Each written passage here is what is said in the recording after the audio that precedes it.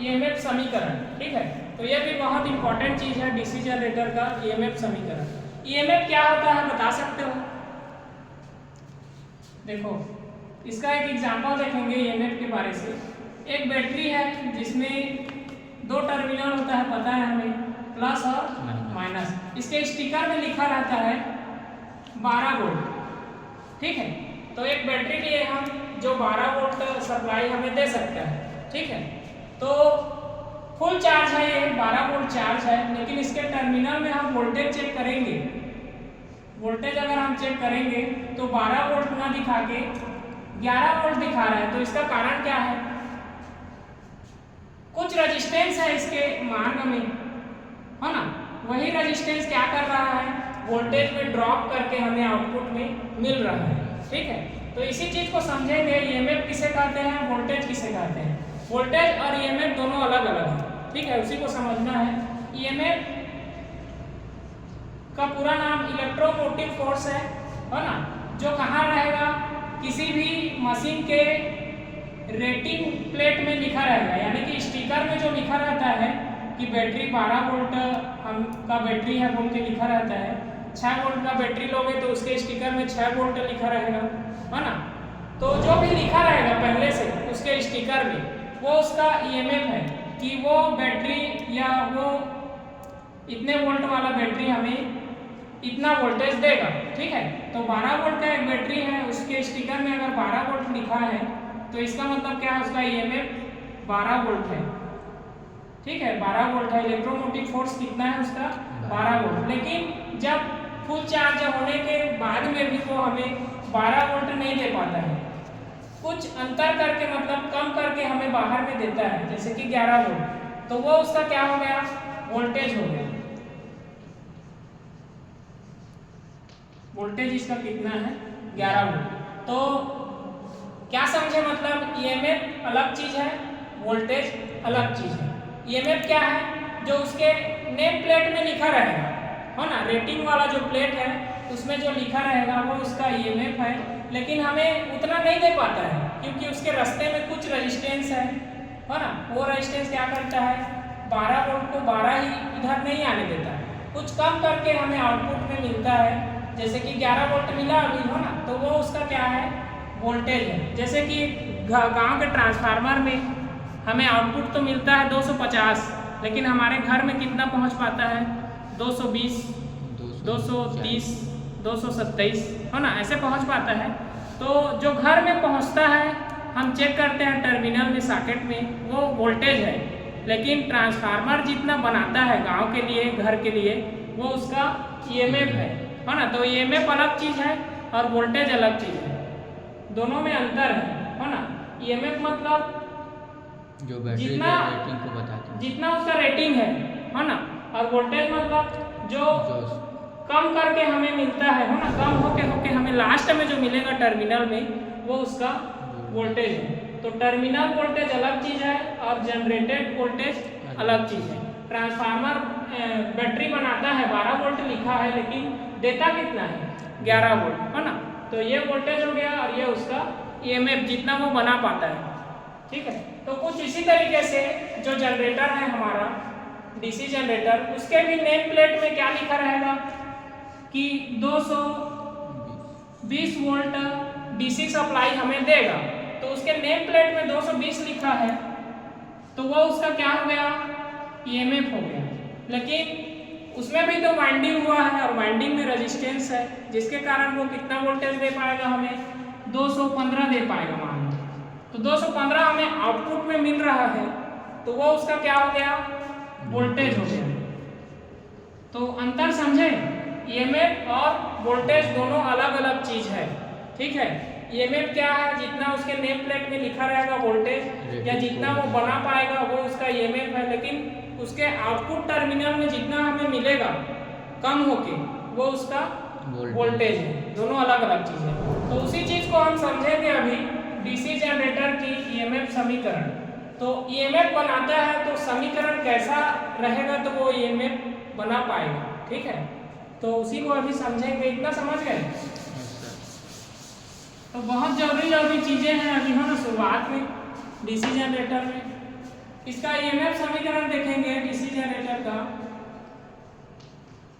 तो generated EMF है, जी का मतलब जनरेटेड, ई का मतलब EMF, phi Z N P upon 60 ए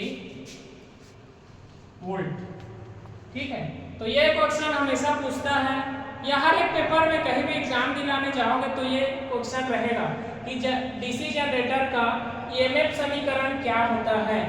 ठीक है, तो क्या होता है डीसी जनरेटर का ईएमएफ समीकरण, जनरेटेड ईएमएफ बराबर phi Z N P upon 60 A volt होता है। तो एक डीसी जनरेटर आउटपुट में हमें कितना वोल्टेज दे पाता है, इतना। कैसे वो चीज देखेंगे, इसमें क्या क्या बोलते हैं उसको देख लें। ये इसका मतलब समझे, ये है जनरेटेड ईएमएफ, जनरेटेड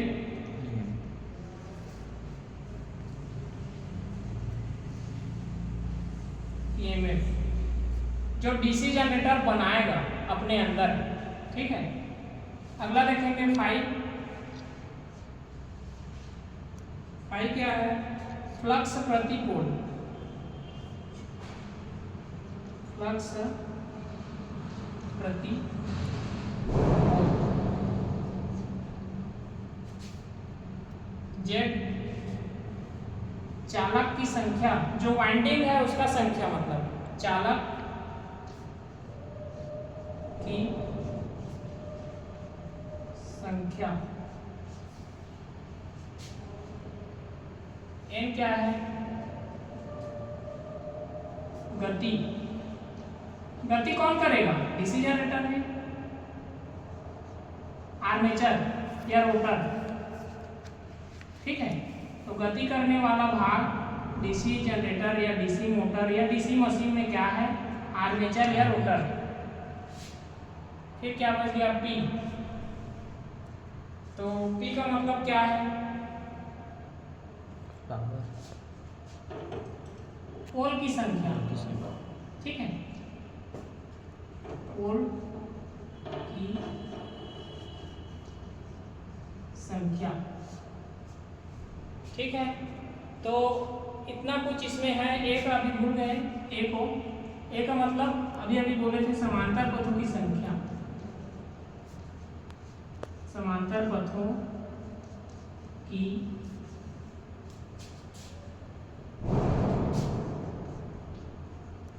संख्या। तो इसे कॉपी पेन में लिख लो क्या क्या बोलते हैं, है ना, जरूरी चीज है। डीसी जनरेटर का बहुत जरूरी चीज है जो हमेशा किसी न किसी एग्जाम में पूछ देता है, इससे रिलेटेड न्यूमेरिकल भी बनते हैं। ठीक है, तो ये चीज देखेंगे डीसी जनरेटर का ईएमएफ समीकरण।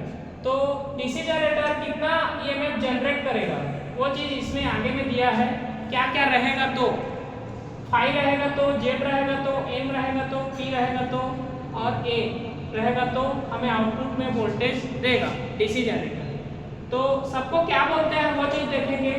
ईजी का मतलब जनरेटेड ईएमएफ। ठीक है, फाई का मतलब क्या है, फ्लक्स प्रति पोल।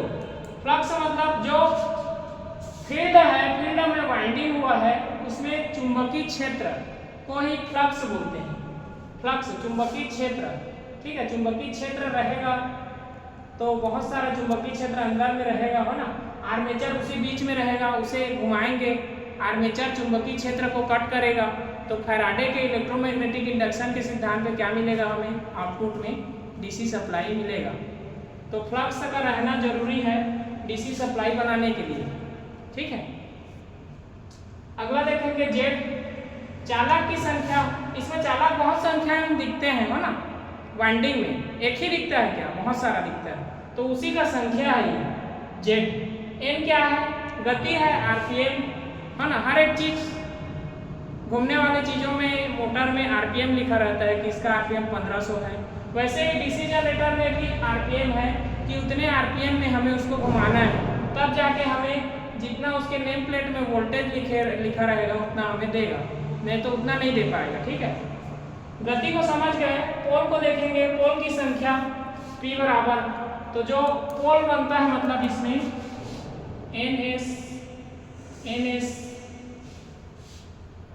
NS यहाँ पे जो बनेगा पोल मैग्नेट जैसा बनेगा तभी तो चुंबकीय क्षेत्र देगा।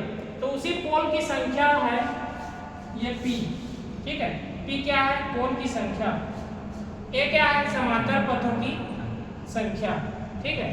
तो देखो यहाँ पे जनरेटेड ईएमएफ, अगर हम फ्लक्स बोला ना, फाई मतलब क्या है? फ्लक्स को अगर हम बढ़ाते हैं, ठीक है, तो उसके ठीक सीधे में जनरेटेड ईएमएफ है, तो जनरेटर ज़्यादा ईएमएफ जनरेट करेगा, फ्लक्स का संख्या बढ़ेगा यहाँ पे, है ना, ज़्यादा चुंबकीय क्षेत्र यहाँ पे बढ़ेगा, तो आर्मेचर ज़्यादा चुंबकीय क्षेत्र को कट करेगा तो ज़्यादा सप्लाई हमें बाहर देगा। तो जनरेटेड ईएमएफ कब ज़्यादा होगा? जब फ्लक्स को हम ज़्यादा करेंगे। वो चीज़ प्रैक्टिकल में भी कर सकते हैं, ठीक है। जेड है चालक की संख्या, ज़्यादा हम चालक उसमें यूज करेंगे कंडक्टर इसके फील्ड में, तो ज़्यादा चुंबकीय क्षेत्र बनेगा ना, ज़्यादा चुंबकीय क्षेत्र बना तो आर्मेचर फिर ज़्यादा चुंबकीय क्षेत्र को कट करेगा और हमें जनरेटेड ईएमएफ ज़्यादा मिलेगा, मतलब, ठीक है। एन मतलब गति आरपीएम, अगर ज़्यादा स्पीड में हम जनरेटर को घुमाएंगे तो भी हमें ज़्यादा वोल्टेज मिलेगा बाहर, ठीक है। पोल की संख्या P, पोल की संख्या देखो यहाँ पे NS ये ज़्यादा है तो चुंबकीय क्षेत्र भी ज़्यादा होगा, तो ज़्यादा चुंबकीय क्षेत्र होगा तो हमें आउटपुट में ज़्यादा जनरेटेड ईएमएफ मिलेगा। समांतर पथों की संख्या बढ़ाएंगे तो ये कम हो जाएगा, ठीक है, क्योंकि ये मतलब इनडायरेक्टली प्रोपोर्शनल है, व्युत्क्रमानुपाती है, ये ऊपर में है, ये सब ऊपर में है, तो ये सब बढ़ेगा तो ये भी बढ़ेगा, लेकिन ये नीचे वाला चीज़ है ना फार्मूला में, ये अगर बढ़ाते हैं तो जनरेटेड ईएमएफ कम हो जाता है, ठीक है। इसी चीज़ को समझना है। तो कैसे कैसे मतलब वोल्टेज कम ज़्यादा होता है वो चीज़ अभी हम समझें फार्मूला के मदद से, ठीक है। अगला देखेंगे इसी में,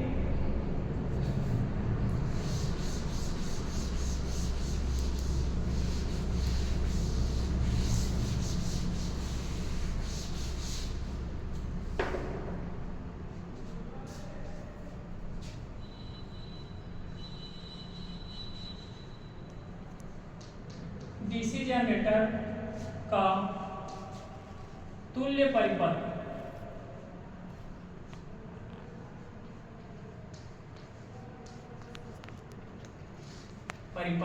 तो फर्स्ट ईयर में क्या किए थे? सर्किट डायग्राम बनाए, जो भी वायरिंग का किए, hostel wiring, tunnel wiring, godown wiring हो ना, सब में सर्किट डायग्राम बनाए। तो आर्मेचर में भी वाइंडिंग है, ये वाइंडिंग फील्ड वाइंडिंग अलग है, आर्मेचर वाइंडिंग अलग है, लेकिन दोनों आपस में जुड़ के काम करेंगे, एक साथ कनेक्ट होंगे तो हमें आउटपुट में डीसी सप्लाई मिलेगा डीसी जनरेटर में। तो इसका भी एक सर्किट डायग्राम बनता है दोनों का, है ना, उसे क्या बोलते हैं? परिपथ बोलते हैं, परिपथ, सर्किट परिपथ।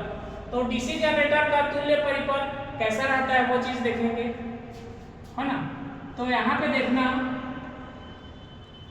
ये लिख दिया, मतलब क्या समझे? ये मतलब आर्मेचर, सुने हो, अभी बताया हो ना आर्मेचर किसे बोलते हैं। तो ये जहाँ पे लिखे हैं वो चीज क्या हो गया? डीसी जनरेटर का या डीसी मशीन का आर्मेचर हो गया। और ये चीज क्या हो सकता है? ये जो नीचे और ऊपर में है ये कार्बन ब्रश है, क्योंकि देखो आर्मेचर में कार्बन ब्रश लगा रहता है जो कम्यूटेटर के ऊपर में घिसता रहता है, काला कलर का रहता है ना। तो वही चीज यहाँ पे बनाए हैं कि आर्मेचर में, आर्मेचर पहचान में मिले बोल के क्या बनाए हैं? आर्मेचर के ऊपर में कार्बन ब्रश, ठीक है, कुछ इस तरीके से।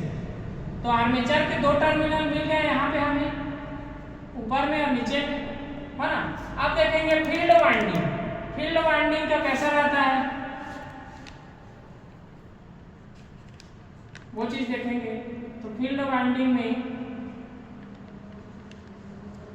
कुछ इस तरीके से रहता है ना। तो आर्मेचर वाइंडिंग को कैसे दर्शाना है हमें? सर्किट के रूप में, परिपथ के रूप में, कुछ इस तरीके से। फील्ड वाइंडिंग को कुछ इस तरीके से, ठीक है। तो आर्मेचर वाइंडिंग क्या है देखेंगे, कैसे सप्लाई बनाता है। जब किसी चीज से हम समझ गए आर्मेचर वाइंडिंग कैसा दिखता है, फील्ड वाइंडिंग कैसा दिखता है। अब जो भी सप्लाई बनता है आर्मेचर में ही बनता है। तो डीसी सप्लाई बनता है, समझे अभी अभी, प्लस और माइनस। तो आर्मेचर क्या करता है, ईएमएफ को जनरेट करता है। तो जनरेटेड ईएमएफ टोटल वोल्टेज कहाँ से बनेगा, ईएमएफ यहीं से निकलेगा, है ना। यही एक मशीन है या एक यंत्र है जो नेम प्लेट जितना सप्लाई बनाता है, नेम प्लेट में जितना लिखा रहता है उसी को जनरेटेड ईएमएफ बोलते हैं। लेकिन रास्ते में यहाँ पे आर्मेचर करंट निकलेगा, मतलब सप्लाई, और कुछ रेजिस्टेंस है रास्ते में, तो टर्मिनल में हमें कितना मिलेगा, यहाँ पे रेजिस्टेंस हो गया और यहाँ पे आई है ना। तो हमें वोल्टेज कितना मिलेगा वो चीज़ देखेंगे यहाँ पे, ठीक है।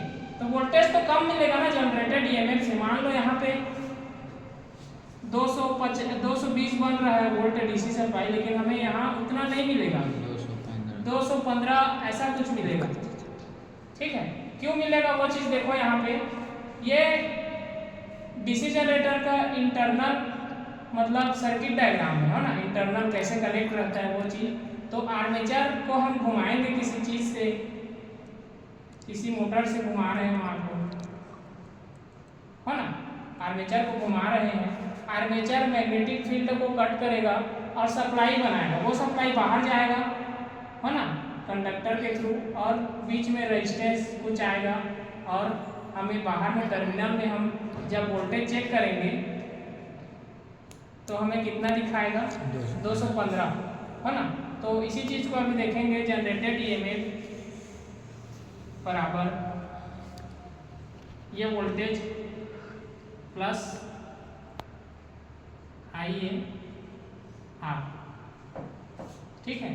तो डीसी जनरेटर में जनरेटेड ईएमएफ कितना मिलता है हमें, टर्मिनल वोल्टेज में जो चेक करेंगे वो तो कुछ कम है ना, कुछ कम है, लेकिन वो पूरा कब होगा, जब इन दोनों के कारण जो हानि हो रहा है उसको भी हम जोड़ेंगे, तब जाके हमें टोटल जो जनरेट हो रहा है ईएमएफ उसके बराबर में मिलेगा। तो अभी देखें हम, जनरेटेड ईएमएफ 220 है, लेकिन वो और टर्मिनल वोल्टेज 215 है, वो देखें ना, तो ये तो कम है ना, 220 बराबर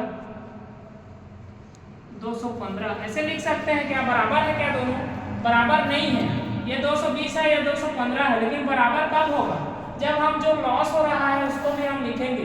तो लॉस कहाँ पे हो रहा है, आर्मेचर करंट में रेजिस्टेंस के कारण, ठीक है। तो उस चीज़ को भी हम अगर यहाँ पे जोड़ दें IA R, तब जाके जो लॉस हो रहा है वो चीज़, और जो टर्मिनल में हमें वोल्टेज मिल रहा है, टर्मिनल वोल्टेज, वो दोनों किसके बराबर होगा, जनरेटेड ईएमएफ के बराबर होगा, ठीक है। ये चीज़ कंफ्यूजन नहीं होना है। ओम का नियम पढ़े हो, V बराबर IR, V बराबर IR होता है। तो ये दोनों, ये करंट और ये रेजिस्टेंस, ये करंट ये रेजिस्टेंस किस चीज़ को कम कर रहे हैं, वोल्टेज को। तो उसी वोल्टेज को हम यहाँ पे इस वोल्टेज के साथ में जो टर्मिनल में मिल रहा है उसी के साथ में उसी वोल्टेज जो लॉस हो रहा है उसी को जोड़ दिए हैं, है ना। तो यहाँ पे भी ही है मानना है, ठीक है, जो लॉस हो रहा है वही वोल्टेज है, क्योंकि IR बराबर भी होता है। तो रेजिस्टेंस और करंट ड्रॉप हो रहे हैं, है ना, करंट जो है ड्रॉप हो रहा है रेजिस्टेंस के कारण, तो हमें कम वोल्टेज मिल रहा है। तो कम वोल्टेज मिल रहा है तो जो ड्रॉप हो रहा है उसको भी हम इसके साथ में जोड़ के पूरा करेंगे इसे, तो इसके बराबर हो जाएगा जनरेटेड ईएमएफ के बराबर, ठीक है। तो डीसी जनरेटर का तुल्य समीकरण कुछ ऐसा बनता है कि जनरेटेड ईएमएफ टर्मिनल वोल्टेज के बराबर में कब होगा, जब हम जो लॉस हो रहा है सर्किट में उसे हम जोड़ेंगे। तो जनरेटेड ईएमएफ बराबर V प्लस IAR एक फार्मूला बनता है डीसी जनरेटर में, ठीक है। और हमें इसी में टर्मिनल वोल्टेज चेक करना है, टर्मिनल वोल्टेज, यहाँ जो टर्मिनल वोल्टेज है उसको चेक करना है। तो एक अलग फार्मूला बनेगा, यहाँ पे पक्षांतर करेंगे तो इसी को, ये सब इधर आ जाएगा। तो जनरेटेड ईएमएफ माइनस IAR, तो ये दोनों फार्मूला इसमें है। जनरेटर में दो फार्मूला, एक क्या पढ़े पहले, जनरेटेड ईएमएफ का एक फार्मूला पढ़े समीकरण, उसके बाद में तुल्य समीकरण का अभी फार्मूला पढ़ रहे हैं, जिसमें ये जनरेटर कैसे ईएमएफ जनरेट कर पाता है, कितना कम कर पाता है, किसके कारण, लॉस के कारण, और जितना हमें मिलता है उन दोनों को जोड़ेंगे तो जनरेटेड ईएमएफ के बराबर वोल्टेज दोनों बराबर होगा, इक्वल इक्वल। ठीक है, तो टर्मिनल वोल्टेज का भी एक फार्मूला बन गया, मतलब इसको पक्षांतर कर दिए इधर, तो टर्मिनल वोल्टेज बराबर भी जनरेटेड ईएमएफ माइनस IAR मिल गया हमें। ठीक है, तो इतना मतलब फार्मूला याद रखना है, जो कोष्टक में ऐसे बना दे रहा हूँ, इस सब को कॉपी पेन से लिखना है और यही सबसे क्वेश्चन बनेगा पेपर में। ठीक है, एक चीज और है इसमें, डीसी जनरेटर में जनरेटेड ईएमएफ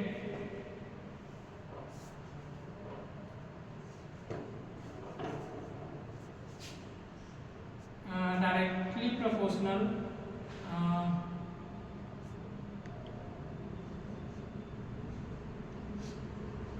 N5। ठीक है, तो देखो यहाँ पे जनरेटेड ईएमएफ आर्मेचर का जनरेटेड ईएमएफ अनुक्रम अनुपाती N स्पीड और 5 फ्लक्स है।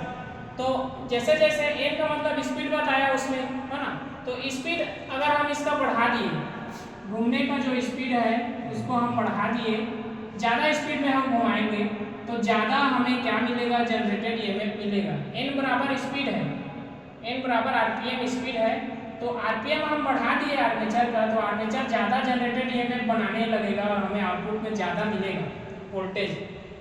और इसी को अगर हम कम कर दें N को, तो स्पीड कम कर दें तो आर्मेचर हमें कम आउटपुट में वोल्टेज देने लगेगा।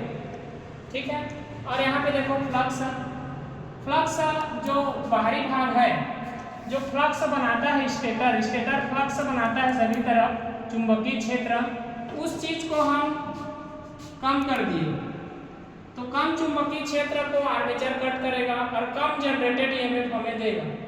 और उसी फील्ड फ्लक्स को हम बढ़ा दिए, तो फील्ड फ्लक्स बढ़ेगा तो जनरेटेड ईएमएफ भी ज़्यादा होगा। ठीक है, तो ईएमएफ ज़्यादा वोल्टेज बना पाएगा आउटपुट के लिए। ठीक है, तो इतना ही आज की क्लास में समझना था हमें। अगले दिन से हम डीसी जनरेटर के टाइप्स के बारे से पढ़ना शुरू करेंगे। ठीक है, क्या क्या टाइप्स के होते हैं, अलग अलग टाइप्स के होते हैं, 2 टर्मिनल वाला, 4 टर्मिनल वाला, 6 टर्मिनल वाला, है ना, और उसका सर्किट डायग्राम भी बनाएंगे। ठीक है, पर